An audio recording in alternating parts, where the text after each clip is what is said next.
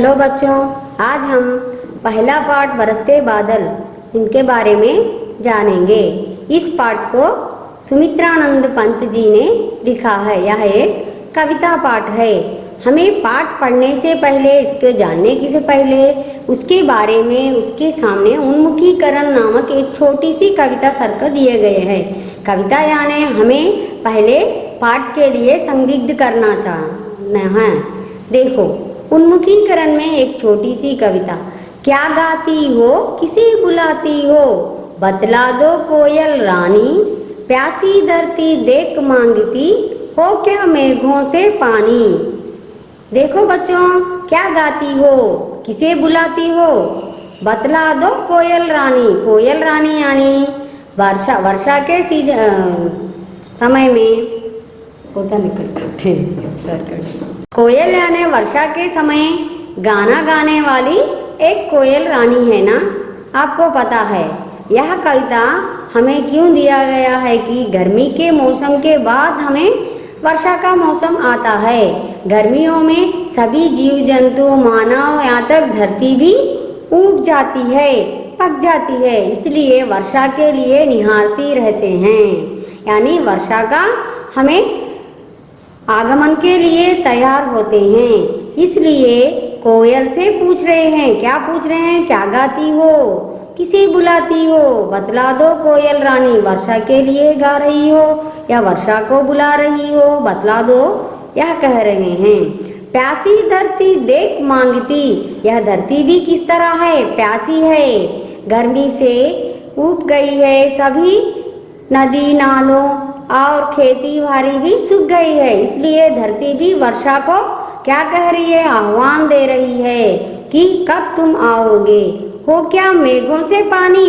वर्षा कहाँ से होता है, मेघों से, इसलिए मेघों से पानी मांग रही हो। ऐसा कहकर हमें वर्षा का कारण बता रहे हैं। वर्षा क्यों चाहिए यह बता रहे हैं। देखो, कुछ प्रश्न दिए गए हैं। इस कविता के बारे में समझकर इस प्रश्नों को उत्तर पहचानो। मीठे गीत कौन गाती है, प्यासी धरती पानी किससे मांगती है, बादल प्रकृति की शोभा बढ़ाते हैं कैसे। इन 3 प्रश्नों के उत्तर अपने पुस्तिका में लिखकर याद कीजिए। अब चलें उद्देश्य के बारे में। अब उन्मुखीकरण पूरा हुआ, हम उद्देश्य के बारे में सोचेंगे। असल में इस पाठ का उद्देश्य क्या है यह हमें समझेंगे।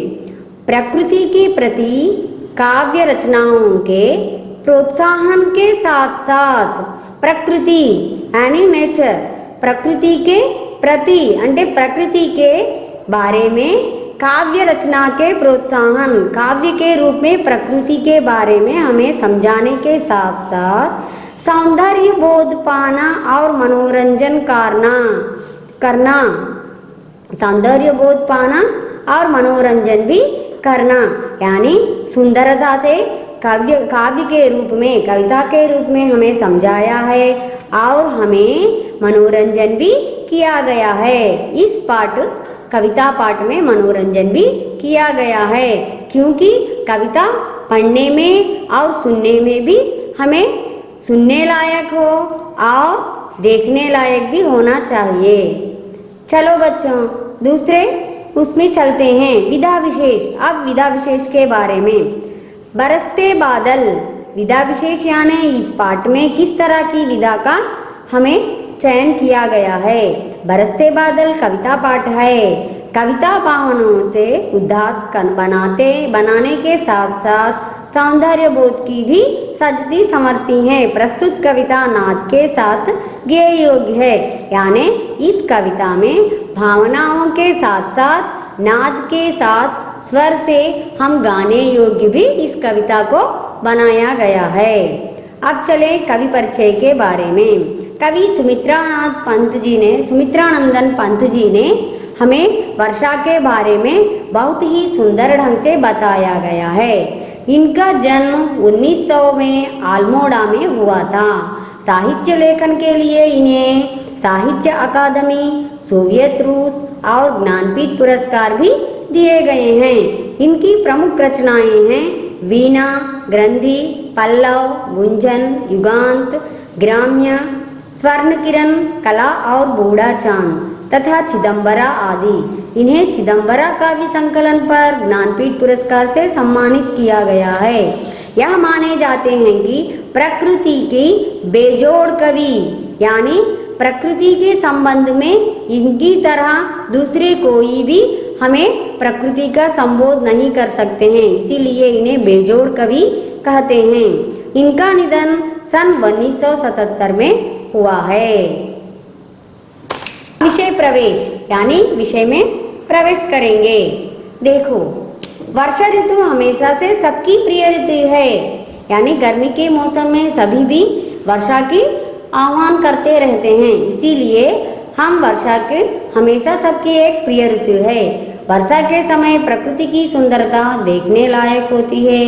पेड़ पौधे, पशु पक्षी और मनुष्य खुशी से झूम उठते हैं। इसी सौंदर्य का वर्णन यहाँ प्रस्तुत किया गया है।